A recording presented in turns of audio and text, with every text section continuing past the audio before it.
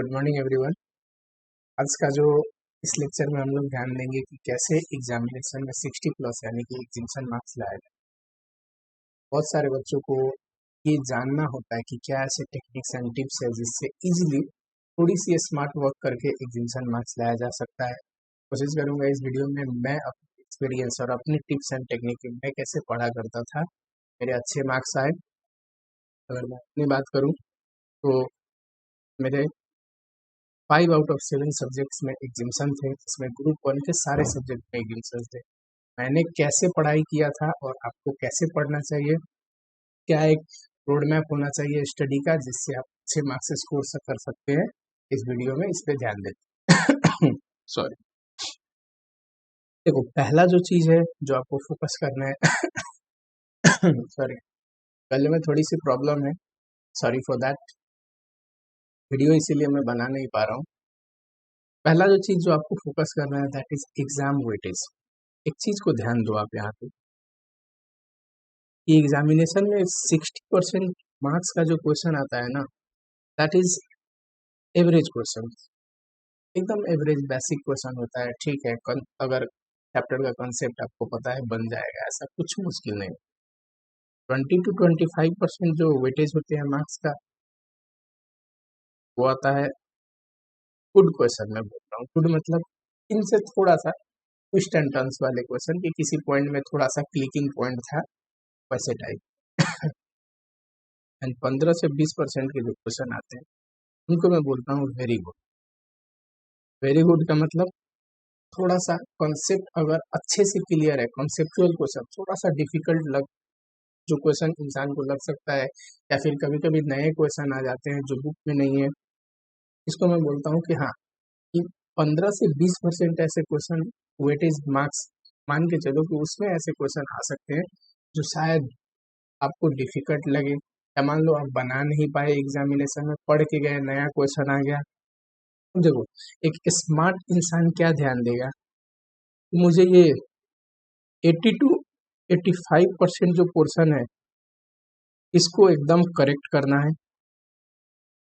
कि नहीं, और ये जो 15 to 20% पोर्शन है इसमें मैं कोशिश करूंगा कि अगर मेरे लिए मुश्किल है तो जो भी मार्क्स में ला पाऊँ, जितना अटेंड कर पाऊँ, उससे रिलेटेड जो भी कंसेप्ट मैंने पढ़ा है उसके बेसिस पे जितना बन पाए उतना कर पाऊँ। और होता क्या है बच्चे एग्जाम में जाते हैं और यही पोर्शन देख के घबरा जाते हैं कि थोड़ा सा एक या दो क्वेश्चन यूनिक आ गया, डिफिकल्ट आ गया, तो उनको लगता है कि मैं बना नहीं पाऊंगा, या फिर इतना घबरा जाते हैं कि वो जो 80 to 85% वाले जो पोर्शन है ना, जहाँ पे अच्छे मार्क्स स्कोर करना है, उनको भी वो लोग मिस्टेक कर देते हैं, गड़बड़ कर। तो आपको एग्जामिनेशन के लिए ध्यान देना है अच्छे मार्क्स स्कोर करने के लिए सॉरी, ये जो 15 to 20% पोर्शन है इसको थोड़ा इग्नोर करो, कोशिश करो बनाने का भी एग्जाम में इन पोर्शन को पहले बनाओ, जो आसान है, सिंपल है, उस क्वेश्चन को पहले बनाओ जिसमें आपकी एक्यूरेसी रेट ज़्यादा है। और कुछ क्वेश्चन होते हैं जो थोड़ी सी डिफिकल्ट है, आपके लिए यूनिक है, उस क्वेश्चन को आप बाद में बनाओ। वो क्वेश्चन में मिस्टेक भी हो जाए, छूट भी जाए तो कोई दिक्कत नहीं है। अगर 60 प्लस लाने के लिए 85 मार्क का अटेंड किया है, थोड़ा भी एक्यूरेसी रेट ठीक है तो बिल्कुल आ सकता है। और आप अगर अच्छे से बनाते हो, कि आप एक्यूरेट एक्यूरेट बनाए हो, तो 85 मार्क्स का अटेंड करोगे, 80 मार्क्स का अटेंड करोगे तो 80 के आसपास आएगा मार्क्स। जब आप करेक्ट करके आओगे तो मार्क्स नहीं कटते हैं, ठीक है। दूसरा जो पॉइंट है जो आपको ध्यान देना चाहिए अच्छा मार्क्स स्कोर करने के लिए, वो है रीड ओनली वन जब आप रेगुलर लेक्चर कर रहे थे तो हो सकता है आप प्रिपरेशन के पढ़ने टाइम 2 या 2 से ज़्यादा बुक रेफर करते हो, पर फिलहाल जब एग्जामिनेशन पॉइंट ऑफ व्यू से अगर बोला जाए कि स्मार्ट वे में कम समय लगा के ज़्यादा मार्क्स कैसे स्कोर किया जाए, तो आप सिर्फ एक बुक पढ़ें। मैं एक बुक को 10 बार पढ़ना पसंद करूंगा एग्जामिनेशन के लिए, बेटर देन 10 बुक को एक बार पढूं, क्योंकि एग्जामिनेशन में चीज़ें क्लियर कि फटाफट मुझे याद आए, रिटेंशन ज़्यादा जरूरी है। बहुत क्वेश्चन देखने की ज़रूरत नहीं है, जो चीज़ रिलीवेंट है उसी को बार बार देखने की। बहुत सारे बच्चे होते हैं जो 2-2 4-4 बुक पढ़ते हैं, कोई फायदा नहीं। आप एक बुक को पढ़ो, जिस भी बुक को पढ़ रहे हो बार बार पढ़ो, ठीक है। तीसरा जो पॉइंट जो मैं किया करता था अपने प्रिपरेशन के टाइम में, that is subject scoring subject के फोकस कर। देखो मैं मानता हूँ कि प्रैक्टिकल सब्जेक्ट में ज़्यादा स्कोर किया जा सकता है, और मेरी इंटरेस्ट भी थी प्रैक्टिकल सब्जेक्ट में। Account, advance account, cost FM, पहले एक हुआ करता था जब लोग आईपीसी में थे, कॉस्ट एफएम, टैक्सेशन, इन सब सब्जेक्ट को मैं रखता था कि नहीं, इस सब्जेक्ट में मुझे ज़्यादा स्कोर करना है। और जिस सब्जेक्ट में मैं उतना, मुझे पता था कि ज़्यादा स्कोर नहीं कर पाऊंगा, जैसे आईटीएसएम जो अभी ईआईएसएम हो चुका है, ऑडिट, इसमें मुझे पता था कि मुझे पास मार्क्स तो लाने ही है, ये पास नहीं होगा तो ग्रुप क्लियर नहीं होगा। बट मुझे पता है कि इसमें मैं 80 या 70 स्कोर नहीं कर पाऊंगा। सबको पता होता है अपनी एनालिसिस करके कि मैं इस सब्जेक्ट में बहुत हाई स्कोर नहीं कर पाऊंगा। वहाँ पे आपको ध्यान देना है कि स्कोरिंग सब्जेक्ट को थोड़ा सा आपको स्ट्रेटेजी बना के चलना है कि उसमें ज़्यादा स्कोर करूंगा, तभी तो जो 50% वाली क्राइटेरिया की ऑन एन एवरेज जो ग्रुप के लिए मार्क्स चाहिए 50%, वो आप अचीव कर पाओगे। ओवरऑल रिजल्ट भी अगर बेहतर करना है तो कोशिश करना है कि पूरी सब्जेक्ट में एक इंसान के लिए एक नॉर्मल, मैं वैसे बच्चों की बात नहीं कर रहा तो सब सब्जेक्ट में एकदम ब्रिलियंट परफॉर्म करते हैं, पर जो बच्चे जो एग्जिम्सन चाहते हैं कि मेजोरिटी ऑफ सब्जेक्ट में एग्जिम्सन है, उनकी पॉइंट ऑफ व्यू से देखो उनको ऐसा करना चाहिए कि एक लिस्ट बनानी चाहिए, जैसे मैंने भी बनाया था कि मैं एडवांस में, अकाउंट में, कॉस्ट एफएम में, टैक्स में, मेरे लिस्ट में मेरा एक अच्छा लगता था, मुझे एक लॉ भी था। इसको तो जरूर मैं अच्छे से अच्छे मार्क्स, मिनिमम 70 मार्क्स या फिर मिनिमम एग्जिम्सन स्कोर करूंगा। वैसे ही आप एक लिस्ट बनाओ स्कोरिंग सब्जेक्ट को, जिसमें लगता है आप बेहतर स्कोर कर सकते हो, आपको कोर इंटरेस्ट का सब्जेक्ट है। कोशिश करना कि अगर आप प्रैक्टिकल पॉइंट ऑफ व्यू से देख रहे हो कि आप प्रैक्टिकल चैप्टर्स में थोड़े एज कम्पेयर टू थ्योरेटिकल, ऐसे नहीं कि थ्योरी में मार्क्स आते नहीं है, और उसमें आपको थोड़ा सा ज़्यादा मेहनत करना पड़ेगा। और प्रैक्टिकल में क्या है कि अगर आपकी पूरी करेक्ट है तो पूरा आउट ऑफ 10 मार्क्स का अगर है तो 10 आउट ऑफ 10 मार्क्स मिलते हैं। तो मैं तो ऐसे किया करता था कि मैंने प्रैक्टिकल सब्जेक्ट को टारगेट किया था बढ़िया स्कोर करने के लिए, और जो सब्जेक्ट में मैं वीक था उसको मैंने सोचा था कि हाँ, एक समराइज समरी बना लूंगा तो इक्वेशन देख लूंगा, आगे देखेंगे कैसे पढ़ना है पर बस मुझे ठीक मार्क्स लाके पास हो जाना है उन सब्जेक्ट में। और रिजल्ट के लिए तो मैंने ये स्कोरिंग सब्जेक्ट अपना रखा ही है, इस पे फोकस करना है। स्कोरिंग सब्जेक्ट कौन से सब्जेक्ट है जिसमें ज़्यादा स्कोर किया जा सकता है, 4-5 ऐसे सब्जेक्ट को टारगेट करो और उसमें बेहतर स्कोर करो, ओवरऑल रिजल्ट को बेहतर लाने। अगला जो पॉइंट है जिसपे मैंने स्पेशली ध्यान दिया था, दैट इज चैप्टर कैटेगोराइजेशन। देखो आपको भी पता है कि हर एक सब्जेक्ट्स में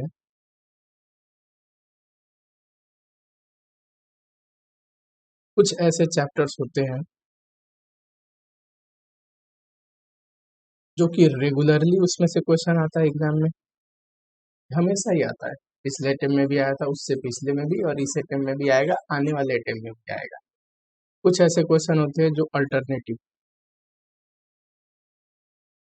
कभी कभी आते हैं, उसमें से क्वेश्चन कभी नहीं भी आते हैं। तो आपको उस चैप्टर्स में जिसमें रेगुलरली क्वेश्चन आता है उसको ज़्यादा फोकस करना है अपने रिविजन लेक्चर में। जब भी रिविजन करने बैठो, कहाँ से शुरू करो, इस चैप्टर से नहीं, इन चैप्टर से शुरू करो जिसमें से रेगुलरली क्वेश्चन आते हैं। क्योंकि देखो पीछे भी आया है, अभी भी आएगा, तो जब पता ही आपको श्योर एंड सर्टेन कि इस चैप्टर से क्वेश्चन आएगा तो आप उसको डाउट पे नहीं रख सकते। उस चैप्टर को ऐसे प्रिपरेशन करो कि क्वेश्चन जब उस चैप्टर से आए तो एक से एकदम 100% आप करेक्ट करो। इसको रखो सेकेंड प्रायोरिटी पे, पहले उन चैप्टर को स्ट्रॉन्ग करूंगा फिर इन, ठीक है। अगला जो पॉइंट जिस पे आपको ध्यान देना चाहिए, ये बहुत इंपॉर्टेंट पॉइंट है, स्पेशली मुझसे गलती हुई थी आईपीसी लेवल में, नहीं तो मैं और बेहतर मार्क्स स्कोर कर पाता। सिर्फ 5 सब्जेक्ट में नहीं, शायद और भी सब्जेक्ट में बेटर था। टाइम मैनेजमेंट अक्सर मैक्सिमम बच्चों के साथ होता गया है, जो काफ़ी पढ़ते हैं, उनकी प्रिपरेशन भी अच्छी होती है, पर वो जब एग्जाम देने जाते हैं वो 3 घंटे में अटेंड करके आते हैं 60 मार्क्स के क्वेश्चन। अब मेरे को बताओ, आपके पास कितना भी नॉलेज है, आप 60 मार्क्स का ही लिख के आए, एग्जामिनर 60 में आउट ऑफ 60 देगा क्या? वहाँ पे कुछ मिस्टेक्स भी तो हो सकते हैं आपसे, है कि नहीं? तो क्वेश्चन ज़्यादा अटेंड करना बहुत ज़रूरी है, और उसके लिए ज़रूरी है स्पीड की। क्वेश्चन आप ज़्यादा अटेंड करो, 80-90 स्कोर अटेंड करोगे तभी तो थोड़े बहुत अगर मिस्टेक है तो कट काट के 65, 70, 75 आएगा, है कि नहीं? 100% एक्यूरेट तो मान के चलो कि थोड़ा ना थोड़ा मिस्टेक हो जाता है, एक मार्जिन हमेशा लेके चलो। तो इसलिए आपको स्पीड पे अपनी का स्पीड कैसे इंक्रीज होगा? स्पीड इंक्रीज होगा सर, प्रैक्टिस करना है आपको टाइम रिकॉर्ड करके। स्पीड इंक्रीज किया जा सकता है, प्रैक्टिस करना है टाइम रिकॉर्ड। एक 10 मार्क्स के क्वेश्चन के लिए अगर 18 मिनट्स मिलना चाहिए, जब भी आप प्रैक्टिस कर रहे हो अपने रिवीजन में देखो कि क्या आप 18 मिनट में कर रहे हो, टाइमर सेट कर लो। अगर नहीं कर रहे नहीं कर रहे हो तो उस चैप्टर को और पढ़ने की जरूरत है, और स्पीड बढ़ाने की जरूरत है। तो टाइम रिकॉर्डिंग बहुत जरूरी है, आपको खुद ही पता होना चाहिए एग्जाम से पहले कि आप चैप्टर्स को, जो भी वेटेज है क्वेश्चन का, 20 नंबर का के लिए जितना मिनट मिलना चाहिए, 4 मार्क्स के क्वेश्चन के लिए जितना मिनट मिलना चाहिए, क्या उस टाइम फ्रेम में आप उतने मिनट का क्वेश्चन बना पाते हो कि नहीं? क्योंकि यहाँ पे अगर घर पे नहीं बना पाओगे तो एग्जामिनेशन में आप कैसे बनाओगे उस चीज को? तो टाइम मैनेजमेंट बहुत जरूरी है। आप कितना जानते हैं इससे भी ज्यादा जरूरी है आपने एग्जामिनेशन में कितना लिखा है।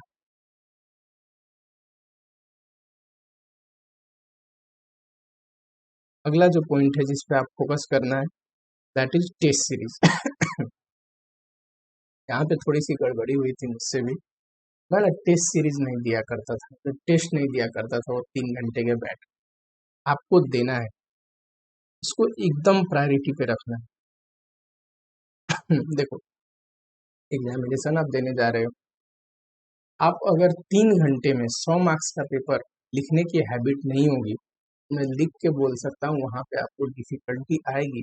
वहाँ पे जाओगे, एक डर का माहौल होता है, साइकोलॉजिकल मेंटल प्रेशर होता है, और वहाँ पे इंसान से कुछ गड़बड़ी भी हो जाती है। तो 3 घंटे में 100 मार्क्स से पेपर अटेंड करने के लिए आपको उससे पहले, जब अभी प्रिपरेशन कर रहे हो, उस टाइम फ्रेम में, उस 3 घंटे में 100 मार्क्स के पेपर लिखने की हैबिट होनी चाहिए। और वो हैबिट कैसे डेवलप होगा? टेस्ट सीरीज देके। मैं भी टेस्ट सीरीज डाल दिया करूंगा क्वेश्चन बना के। इंस्टीट्यूट के पास्ट ईयर के आप क्वेश्चन डाउनलोड कर सकते हैं जो पास्ट ईयर में आए हैं। एक फुल फ्लेज 100 मार्क्स का क्वेश्चन डाउनलोड कर लिया, 3 घंटे सेट किया और उसको बनाया। क्योंकि टेस्ट सीरीज नहीं लिखोगे ना तो आपको खुद ही इवेल्युएट सॉरी, खुद इवेल्युएट नहीं कर पाओगे कि मैंने, क्या मेरा स्पीड है कि मैं 100 मार्क्स अटेंड कर सकता हूँ 3 घंटे में। तो टेस्ट सीरीज आपको देना है। पर लेकिन यहाँ पे एक इम्पोर्टेंट बात है जो आपको ध्यान देनी है, जब तक रिवीजन किसी सब्जेक्ट का कंप्लीट ना हो जाए उसकी टेस्ट सीरीज नहीं देनी। क्योंकि होगा क्या देखो, टेस्ट सीरीज में आते कैसे कुछ सिंपल, जैसे एग्जाम में आते हैं, एग्जाम में कोई मुश्किल क्वेश्चन थोड़ी ना आता है। पर जब आप आपकी रिवीजन कंप्लीट नहीं है, वहाँ होगा क्या, आप सिंपल ही क्वेश्चन देखोगे, अगर आपने ठीक से रिवाइज नहीं किया तो वो आपसे बनेगा नहीं, और आप एकदम डिस्करेज हो जाओगे, आप आ जाओगे, आपको लगेगा कि यार मेरे से बन नहीं रहा है, मेरे से नहीं हो पाएगा, एग्जाम बड़ी मुश्किल है, तो ये है तो ऐसा नहीं कर। ये मिस्टेक बहुत बच्चे करते हैं कि आधा पौना पढ़ने के बाद ही टेस्ट सीरीज लिखने बैठ जाते हैं। नहीं, पहले पूरी उस सब्जेक्ट की फुल चैप्टर्स को पढ़ना है, जब रिवीजन कंप्लीट हो जाए तब टेस्ट सीरीज लिखने बैठना है। तभी तो आपको कॉन्फिडेंस आएगा कि आपने पढ़ा भी है, और हाँ, पढ़ा हुआ ही क्वेश्चन सब आया है, उसको बनाओ। ठीक है, तो टेस्ट सीरीज कब देना है? जब पूरी उस सब्जेक्ट का चैप्टर रिवाइज हो जाए। अगला जो पॉइंट है जिसपे ऑलमोस्ट आपको भी पता होगा और सब बच्चे ध्यान देते, मैं भी पर्सनली इन चीज पे फोकस करता था, पास्ट ईयर क्वेश्चन पैटर्न। किसी भी चैप्टर्स में, किसी भी एक सब्जेक्ट का किसी एक चैप्टर्स के अंदर ऐसा नहीं है कि अगर 25 क्वेश्चंस हैं, है ना, तो 25 ही क्वेश्चंस आ रहे हो एग्जाम में। कुछ क्वेश्चन ऐसे होते हैं जो फ्रिक्वेंटली रिपीट हो रहे हैं, मतलब उस चैप्टर से कुछ ऐसे क्वेश्चन होंगे जो बार बार एग्जाम में आ रहे हैं, कुछ ऐसे क्वेश्चन होंगे जो इतने नहीं पूछते हैं, बहुत बार 2 साल 4 साल में एक बार बाई चांस पूछ लिया। पास्ट ईयर पैटर्न को ध्यान देना बहुत जरूरी है।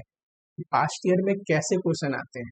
जैसे वेराइटीज के क्वेश्चन आते हैं, आप लिख लो एक जगह कि हाँ इस चैप्टर में ये वेराइटी क्वेश्चन, इस चैप्टर में ये वेराइटी क्वेश्चन, और उसको आपको ज्यादा फोकस करना है।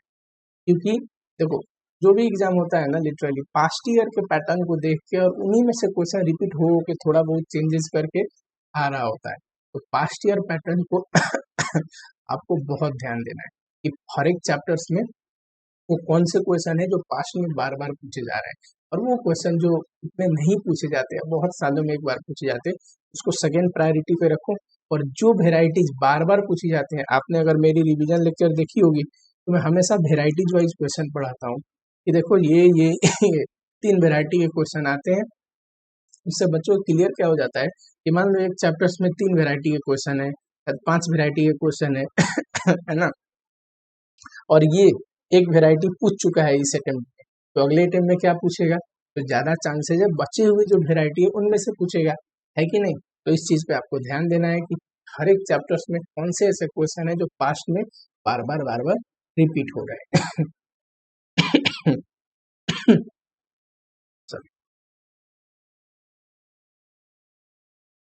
कुछ ऐसे में मैंने पॉइंट्स लिखे हैं जो आपको आपके मन में आ रहा होगा, या फिर अगर नहीं आ रहा है तो आगे आएगा। ये चीज आप फेस करोगे, ये चीज प्रिपरेशन से भी ज्यादा जरूरी है। देखो आप कितना पढ़ते हो ये इम्पोर्टेंट है, और उससे ज्यादा आप कितना परफॉर्म करते हो रियल टाइम में, कि जब परफॉर्म करने की टाइम आई तो आप कितना परफॉर्म कर पाए, ये ज्यादा इम्पोर्टेंट है कि नहीं। आपकी प्रिपरेशन बहुत अच्छी है, और ड्यूरिंग एग्जामिनेशन अगर आप अच्छे परफॉर्म नहीं कर पा रहे तो एग्जामिनर को कैसे पता चलेगा, एक पेपर चेक करने वाले को कैसे पता चलेगा कि आप बहुत पढ़ने वाले बच्चे थे। वो तो आपका पेपर देख के आपको इवेल्युएट करेगा ना, तो वहां पे परफॉर्म करना बहुत जरूरी है। पेपर अच्छा होगा तो मानेगा अच्छे बच्चे का पेपर है, पढ़ के आया हुआ है। पेपर खराब हो जाएगा तो उसको थोड़ी ना पता है कि आप बहुत पढ़ने वाले बच्चे हैं, तो वो हमेशा आपकी परफॉर्मेंस के बेसिस पे आपको इवेल्युएट करेगा।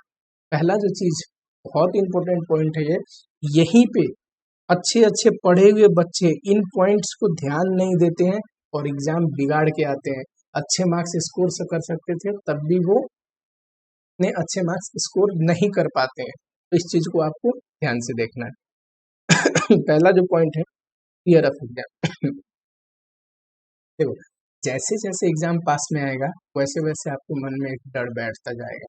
आईपीसी को लेके आपको लगेगा कि काफी मैं पास नहीं हो पाऊंगा, तो बहुत डर लग रहा है, तो पता नहीं एग्जाम पेपर कैसा जाएगा। इस चीज को अवॉइड करो, ये सबके साथ होता है।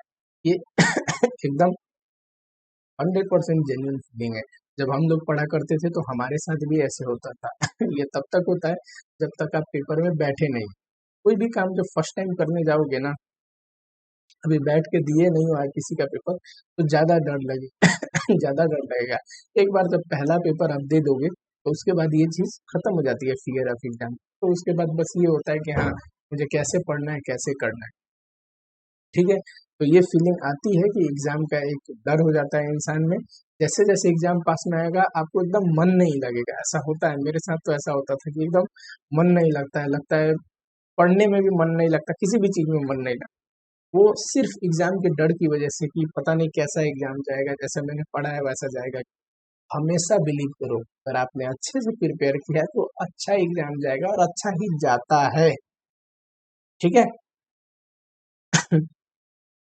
दूसरा, बहुत सारे बच्चे जाते हैं एग्जाम देने और वहां पे क्या हो जाता है, मान सॉरी, मान लो हमने पहला क्वेश्चन देखा और वो पहला क्वेश्चन हमें पता नहीं है, या फिर पहला क्वेश्चन बनाने में और पहले क्वेश्चन में मिस्टेक हो गया, तो वहां पे बहुत पैनिक कर जाते हैं। ये मिस्टेक बहुत सारे बच्चों के साथ होता है। कितने बच्चे तो बीच में से उठ के चले जाते हैं, तो लगता है मैं पास ही नहीं हो पाऊंगा, छोड़ो कोई बात नहीं, अगला अटेम्प्ट दे देंगे। ऐसा आपको नहीं करना है, पैनिक नहीं होनी चाहिए। देखो आपको क्या 100 आउट ऑफ 100 ले आना था? नहीं, मिस्टेक हो जाए कोई बात नहीं, क्वेश्चन ना आए कोई बात नहीं, अरे उसको टेंशन होना चाहिए ना, पैनिक जिसको 100 में से 100 ले आने थे। आपको जब पता है कि मुझे 80 ले आने, यानी can do mistake for 20 marks, आप 20 मार्क के लिए आराम से गलती कर सकते। ठीक है। और दूसरी चीज, मिस्टेक भी हुई होती है तो थोड़ी बहुत स्टेप मार्किंग मिलता है। जहाँ तक आप मान लो जिस जिस रिक्वायरमेंट में आपने सही आंसर दिया है उसके लिए मार्क्स मिलेगा, जिस रिक्वायरमेंट के लिए आपने गलत आंसर दिया है उसके लिए मार्क्स नहीं मिलेगा। तो इस चीज़ को ध्यान देना है, पैनिक नहीं होना है। एक मैं आपको अपनी लाइफ का एग्जाम्पल देता हूँ। मैं जब आईपीसी एग्जाम देने गया था ना, तो मेरे पेपर मेरे एक्सपेक्टेशन अनुसार हो नहीं रहे थे। और जब ग्रुप 1 में टैक्स का पेपर आया तो मैं उस समय इतना डिप्रेस हो गया था एग्जाम में कि 15 to 20 मिनट्स ना मैं ये बैठ के कैलकुलेट कर रहा था कि क्या मैं पास हो जाऊंगा। एक तो इस पेपर में पास हो जाऊंगा और दूसरा अब ये पेपर इतना खराब हो गया कि मुझे स्टिल एग्जामिशन आए थे, अच्छे मार्क्स आए थे, बट एक नहीं होता है कि मन में वो फीलिंग जनरेट हो जाती है, आप इतना घबरा जाओगे, आपको लगेगा कि मैं पास ही नहीं हो पाऊंगा। पर ऐसा नहीं होता है। उसके बाद मैं घर आया, अपने सर को फोन लगाया, उनको सारी बातें बताई एंड ही मोटिवेटेड मी। उन्होंने बोला ऐसा कुछ नहीं है, अब तुमको कौन सा 100 में से 100 लेके आने थे, है कि नहीं, तो तुम घबरा क्यों रहे हो, आराम से मार्क्स आएंगे, स्टेप वाइज मार्किंग होती है। अगर 70% भी क्वेश्चन करके आए हो तो 70% के आसपास मार्क्स आएगा, अगर एक्यूरेसी रेट थोड़ी बहुत ठीक ठाक है तो। और जो भी क्वेश्चन गड़बड़ भी हुए हैं उसमें भी मार्क्स मिलते हैं, जो पोर्शन आपने सही किया है। तो ऐसी कोई बात नहीं है, पैनिक नहीं करना, ठीक है। स्टडी और रिपोर्टिंग, यहाँ पे आपको ध्यान देना है। अब भी आज से ये चीज करोगे आप, स्टडी आवर की रिपोर्ट जब भी आप पढ़ो पूरी दिन, शाम को 2 मिनट समय निकाल के आप लिखो इफेक्टिवली आपने कितने घंटे। कई बार हम लोग पूरी की पूरी दिन ऐसा लगता है पढ़ रहे हैं, बुक्स खोल के बैठे हैं, और इफेक्टिवली देखोगे तो 3 घंटे भी नहीं पढ़े हैं। ऐसे ही टाइम बीत जाता है, थोड़ा मोबाइल चला के, थोड़ी बातें करके, रेस्ट करके, थोड़ा चलो यूट्यूब चला लेते हैं, और मस्ती मजाक में पूरी दिन बीत जाती है। आपको टेंशन तब तब होगा जब आपको पता चलेगा कि आपने कितनी घंटे पढ़ी। और पता ऐसे नहीं चलता, लिख के चलता है। दिल्ली बनाओ वो शेड्यूल और लिखो सिर्फ दिन में कितने घंटे पढ़ा ना, एक बार लिखना कि मैंने इफेक्टिवली इतने घंटे पढ़ा, और देखना क्या वो 10 to 12 आवर्स के आसपास आ रहा है। मैं दावे के साथ कह सकता हूँ वीडियो देखने वाले 99% बच्चा जो होगा उसको लगेगा कि नहीं सर मुझसे मिस्टेक हो रही है, जब मैं लिखता हूँ तो इफेक्टिवली मैं 10 to 12 आवर नहीं पढ़। अब बताओ, सीए की एग्जामिनेशन है, आप खुद बताओ अच्छा मार्क्स स्कोर करने के लिए एक इंसान को कितना घंटा, 1 घंटा, आधा घंटा? आपके मन में खुद ही आपको आंसर पता है कि नहीं, अच्छे मार्क्स स्कोर करने के लिए हमें कम से कम 10 से 12 घंटे पढ़ने चाहिए। फिर आप क्यों नहीं पढ़ रहे? आपको भी तो पता है कि इतनी बड़ी एग्जाम है, इतना रेपुटेड एग्जाम है, तो आपको थोड़ी सी मेहनत करनी पड़ेगी।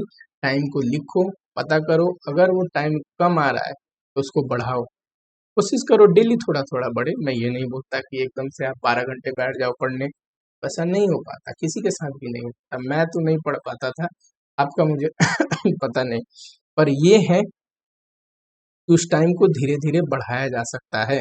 डेली जब आप लिखोगे आपको खुद ही थोड़ा बहुत टेंशन होगा, और टेंशन होगा तो धीरे धीरे टाइम बढ़ाओ, आधे घंटा 1 घंटा, कुछ दिन करके आप 12 घंटे पे इसको लेके आओ कि जिस दिन आप लिखोगे ना यस मैंने आज 12 आवर की स्टडी करी, तो एकदम सुकून मिलेगा। और उसको कंटिन्यू रखना है एग्जाम तक, 12 घंटे पढ़ना है। कुछ बच्चों की दिक्कत है, उनके लिए कोई सब्जेक्ट काफी बोरिंग होता है। मेरे मेरे लिए ITSM एक सब्जेक्ट था, लिटरली बताओ बिल्कुल बेमन से पढ़ता था। अब मुझे अच्छा नहीं लगता था, सबका अपना होता है, किसी को कुछ अच्छा नहीं लगा, किसी को कुछ। ITSM मुझे अच्छा नहीं लगा, और थोड़ा बहुत ऑडिट। तो इन सब्जेक्ट के लिए मैं करता क्या था, जो भी बोरिंग सब्जेक्ट है तो पास तो उसमें भी होना है, क्योंकि आप पास नहीं हो पाए तो ग्रुप क्लियर नहीं होता। तो पास कैसे करना है, उसको पढ़ना कैसे है, बोरिंग सब्जेक्ट को सबसे इंटरेस्टिंग सब्जेक्ट से कंबाइन करो। कोशिश करो दिन में 2 सब्जेक्ट पढ़ने का मिनिमम, 2 या 3 ज्यादा भी मत पढ़ो कि 4 4 5 5 सब्जेक्ट की टाइम कैसे दोगे। 2 सब्जेक्ट मैं पढ़ा करता था, और उसमें करता क्या था कि बोरिंग सब्जेक्ट को सुबह में उठाया, पढ़ा उसको, उससे तो मुझे पता ही था कि समय अनुसार मैं थक जाऊंगा। और जब थक जाता था दिन में तब मैं अपनी इंटरेस्टिंग सब्जेक्ट पढ़ता था। इंटरेस्टिंग सब्जेक्ट में ज़्यादा एनर्जी की ज़रूरत नहीं पड़ती। आप इंटरेस्टिंग सब्जेक्ट थोड़ी बहुत थकावट में भी पढ़ सकते हो। और बोरिंग सब्जेक्ट ऐसा नहीं कि दिन भर मान लो अकाउंट प्रैक्टिस किया है और आपका सबसे अच्छा ना लगने वाला सब्जेक्ट ITSM है, शाम को ITSM उठा के एकदम आउटपुट दे दोगे, ऐसा नहीं होता है। तो आपको बोरिंग को इंटरेस्टिंग के साथ कंबाइन करके पढ़ना चाहिए। कोशिश करना चाहिए बोरिंग से शुरू करूँ, जैसे मुझे थकावट फील हो कि अब मैं बोर हो गया यार, मन नहीं कर रहा, तो आपको इंटरेस्टिंग सब्जेक्ट पे आ जानी चाहिए। थोड़ा बहुत इस पे आ जाओ ब्रेक लेके जब माइंड शिफ्ट हो जाए, अच्छा लगने लगे, तो फिर वो जो सब्जेक्ट है जिसमें आपका इंटरेस्ट नहीं बनता है, थोड़ा बहुत फिर उसको पढ़ो, क्योंकि पढ़ना तो है। जब निकलेगा ही नहीं सब्जेक्ट तो आप पास कैसे करोगे?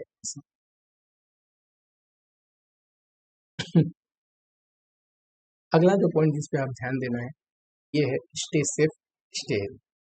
वैसे तो आजकल खुद ही कोविड की प्रॉब्लम चल रही है, पर आपको आपकी हेल्थ का ध्यान देखो। बिफोर एग्जामिनेशन मान लो आपने एकदम स्ट्रॉन्ग प्रिपरेशन किया था और एग्जाम में आपकी तबीयत खराब हो गई, सारा एग्जाम खराब हो गया। कितने बच्चों के साथ ऐसा होता है? एक छोटा सा मैं आपको किस्सा से समझाता हूँ। जब मैं CA फाइनल में था ना, मुझे एक प्रॉब्लम थी, कोकिडाइनिया बोलते हैं, इट्स अ टेलबोन पेन, और बहुत बैड प्रॉब्लम होता है कि मतलब इंसान को इतना दर्द होता है वो बैठ नहीं पाता है। तो उस समय जब पहला एग्जाम में देने गया ना फाइनेंशियल रिपोर्टिंग का, उसके बाद मुझे वो पेन शुरू हो गया। और जो सेकेंड एग्जाम था वो था SFM, फेवरेट सब्जेक्ट, और वहाँ पे मैं 1 डे बिफोर एग्जामिनेशन ठीक से पढ़ ही नहीं पाया और बहुत सारे चैप्टर्स रह गए, क्योंकि मैं तबीयत खराब हो गया था, आप समझ ही रहे हो, फिर नहीं हो पाता पढ़ाई।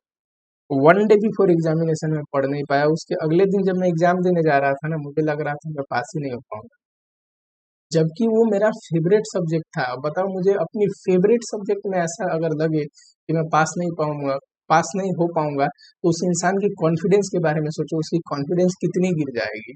तो इसलिए आपको सेफ रहना। आप पीछे कितना भी पढ़ लो, अगर एग्जामिनेशन के ड्यूरेशन, एग्जाम से जस्ट पहले एंड 1 डे बिफोर एग्जामिनेशन अगर आपने नहीं पढ़ा है, बिल्कुल वो जो कॉन्फिडेंस आपको एग्जाम में चाहिए वो नहीं आएगा। इतना डिमोटिवेट हो जाओगे, इतना लैक ऑफ कॉन्फिडेंस हो जाएगा कि ऐसे ही सिंपल क्वेश्चन में भी मिस्टेक होगा एग्जाम। इसलिए जैसे जैसे एग्जाम पास आ रहा है, कोशिश करो एकदम सेफ रहने का, हेल्दी रहने की, तबीयत खराब ना हो। अभी भी अगर देखो एक चीज, मान लो एग्जाम के टाइम में नहीं, पहले भी तबीयत खराब हो गई, तो आपका टाइम वेस्ट हो जाएगा फालतू का। तो इस चीज पे ध्यान दो। अगला जो पॉइंट है इसकी वजह से भी काफी बच्चों का एग्जाम खराब हो, make distance from disturbing factor. मुझे पता है डिस्टर्बिंग फैक्टर का क्या मीनिंग आ रहा होगा आपके मन में, पर मैं कुछ और डिस्टर्बिंग फैक्टर की बात कर रहा हूँ, ठीक है? खुश होने की जरूरत नहीं है। देखो, कई ऐसे दोस्त होते हैं ना, दोस्त या फिर ऐसे इंसान जो जनरली जिनसे बात करके इंसान डिस्करेज हो जाता है कि आप अच्छे से पढ़ रहे हो, उनसे बात कर लो, ऐसे टेंशन दे देंगे ना आपको कि ये पढ़ने से नहीं होगा, ये पढ़, वो पढ़, इसका बुक पढ़। एकदम बिल्कुल सुनने की जरूरत नहीं है ऐसे लोगों को। कुछ लोग ऐसे भी होते हैं, या तो एग्जाम देने गए, बाहर आए, आपसे क्वेश्चन डिस्कस करने लगेंगे, इसका आंसर कितना आया, उसका आंसर कैसा है। क्वेश्चन डिस्कस नहीं करना है अपने दोस्तों के साथ। तुमको बोल देंगे, अगर मान लो तुम्हारा 20 मार्क्स का भी क्वेश्चन बोल दिया ना, ये तेरा गलत हो गया, ये तेरा गलत हो गया, अगला पेपर सियोरी गलत हो जाएगा। क्या जो इंसान तुमको बता रहा है वो पेपर चेक करने वाला इंसान है? नहीं, वो तुम्हारे जैसा ही एक स्टूडेंट है। तो तुमसे कोई एकदम हाई लेवल नॉलेज है क्या उसको? और पेपर वो थोड़ी ना चेक करेगा कि उसको मालूम है कि क्या गलत है क्या सही है। आपको क्वेश्चन डिस्कस नहीं करना है, और अभी से वैसे इंसान से दूर रहना है, बात नहीं करनी है जिससे आपको डिमोटिवेशन मिले। वैसे ही इंसान से बात करो जहाँ से आपको पॉजिटिव एटीट्यूड मिले एग्जाम के लिए, मोटिवेशन मिले जो आपको ये इनकरेज कर पाए कि हाँ, आपसे इजिली हो जाएगा यार, ऐसी भी कोई बड़ी बात नहीं, इतने बच्चे पास हो रहे हैं, तुम क्यों नहीं पास हो पाओगे? है कि नहीं? थोड़ा सा इस चीज पे ध्यान रखना। एंड में एक चीज मैं आपको बताना चाहता हूँ। एक तो देखो, ये सारे चीजों को लिख लो, रोज एक बार इन चीज पे ध्यान दो कि क्या इनमें से कोई ऐसी प्रॉब्लम है, इनमें से कोई ऐसी फैक्टर है जिस पे आप फोकस नहीं कर रहे। तो देखो, इन्हीं चीज को ध्यान देके, इसमें से तो कितनी सारी चीजों में मेरे से मिस्टेक हुई। जैसे मैं आपको बताऊं ये पैनिक हो गया था मैं। मेरे साथ भी ये मेरा पर्सनल एक्सपीरियंस है। इंसान क्वेश्चन डिस्कस करके या फिर कोई ऐसे दोस्त सबसे डिस्कस करके जिससे डिस्करेज मिलता है, घबरा जाता है। तो सब चीज मैंने अपने पर्सनल एक्सपीरियंस से लिखा है। ठीक है, मुझे अभी भी अफसोस है कि शायद मैं उससे भी बेहतर परफॉर्म कर पाता, पर उस समय मैंने इन सब चीजों पे काम किया था। पर आपको मैं बता रहा हूँ, आपको इन सब चीज पे ध्यान देना है, एकदम बढ़िया मार्क्स आएगा। स्मार्टली पढ़ो चीजों को, ठीक है, स्मार्ट स्टडी करना। और स्मार्ट स्टडी करने से होगा क्या कि उसी टाइम फ्रेम में, जितने टाइम फ्रेम में आप 50 स्कोर करने वाले हो ना, उसी टाइम फ्रेम में आप उतना ही घंटे पढ़ के 70-80 स्कोर कर सकते। लास्ट में मैं क्या बोलना चाहता हूँ, देखो, दुनिया का ऐसा रूल है ना, this is the rule of world. आपने एक कोटेशन सुना होगा कि बी डिजर्विंग फॉर डिजायर। जिस भी चीज की आप इच्छा रखते हो, पहले कोशिश करो उसके लायक बनो। देखो, एक वसीयत जो विल है ना, वही इंसान को एमी मिल जाता है बिना कुछ करे। और इस दुनिया से जो भी चीज चाहिए ना, आपको उसके लिए डिजर्विंग बनना पड़ता है। अगर इंस्टीट्यूट से आपको रिजल्ट चाहिए, उसके लिए आपको भी थोड़ा लायक बनना पड़ेगा, है कि नहीं? नहीं तो इंस्टीट्यूट क्यों पास कराएगा आपको, बताओ? इतने बच्चे एग्जाम एग्जाम दे रहे हैं। तो इसीलिए आपको एक चीज हमेशा करना है, डेली जब भी नाइट में आपकी पढ़ाई कंप्लीट हो गई, आप सोने जा रहे हैं, आप अपने आप से एक क्वेश्चन पूछो कि क्या मैंने आज अच्छे से पढ़ा और क्या बेहतर मैं कर सकता था। ये जो मेरी स्टडी है, जितना मैं पढ़ रहा हूँ, क्या इससे मान लो आपकी एक्सपेक्टेशन है 80 मार्क्स, क्या इससे 80 मार्क्स आते हैं? अगर आपके मन में क्वेश्चन का आंसर आए नो, कि जितना मैं पढ़ रहा हूँ इससे 80 मार्क्स नहीं आते, अब आप खुद बताओ, जब आप अपनी इवेल्युएशन से ये बोल सकते हो कि इतने पढ़ने से 80 मार्क्स सीए इंटरमीडिएट में नहीं आने चाहिए, तो इंस्टीट्यूट आपको क्यों देगा 80 मार्क्स? इसलिए आपके मन में, पता है, इंसान अगर 90 के लिए पढ़ता है ना, तब उसको कई बार 70 मिलता है, कि वो अपनी एक्सपेक्टेशन अनुसार मार्क्स नहीं ले पाया। पर ऐसा नहीं होगा कि आप 50-60 के लिए पढ़ो और आपको 95 मार्क्स मिल जाए। तो इसके लिए आप ध्यान दो, आपको भी डिजर्विंग बनना है, हमेशा पॉजिटिव एटीट्यूड लेके चलना है, क्योंकि ये वर्ल्ड जो है ना, इसी चीज से चलता है कि आप मेहनत करके पहले लायक बनो, जो भी चीज आपको चाहिए वो ऑटोमेटिक आपको मिलेगी। ठीक है, चलो।